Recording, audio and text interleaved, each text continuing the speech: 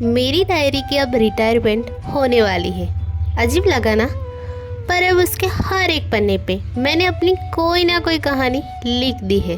अब तो वो भी थक चुकी है, कहती है अब मैं थोड़ा रेस्ट लेना चाहती हूँ।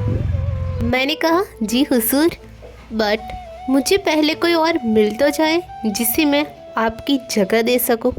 तो चलिए अब हम फ्लैशबैक में चलते हैं।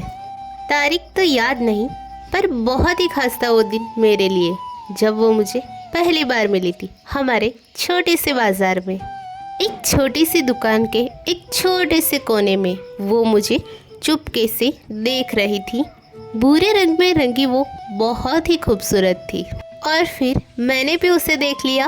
फिर तो पूछना ही क्या, मैंने उसे अपने हाथों में उठाया और फिर अपने बड़े से बक्से में डालकर अपने घर ले आई। अब डायरी तो बहुत ही खुश थी और मैं तो उससे भी ज़्यादा। अब वो भी कह रही थी कि मैं सालों से यूं ही बैठे बैठे बोर हो चुकी हूँ। अब मेरे कोरे पन्नों पे तुम कुछ बढ़िया सा लिख दो। फिर तो मैंने उस दिन से लेके आज तक ना जाने कितना कुछ लिख लिया। मेरी पहली पोएम, मेरा पहला क्रश, मेरा वो पहला टाइम टेबल जिसे मैंने कभी फॉलो ही नहीं किया। मेरे स्कूल के सभी सब्जेक्ट लिख लिए थे। मेरा गुस्सा, मेरा गम, वो बड़ी बड़ी खुशियों को मैंने उसी में संभाल के रखा है।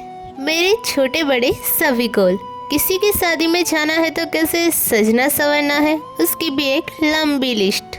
मेरा पहला और आखिरी प्यार, न जाने क्या कुछ लिख लिया। वो सिर्फ पोइट्री वाली डायरी नहीं, वो मेरी लाइफ, मेरे सभी इमोशंस का पिटारा है।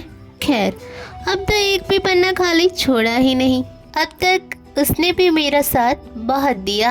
अब मैं भी फिर से एक नई डायरी, सॉरी गलत कह दिया, मेरा एक नया दोस्त बनाऊंगी और इस दोस्त को आराम देती हूँ, पर वो मेरे साथ तो सारी जिंदगी रहेंगी।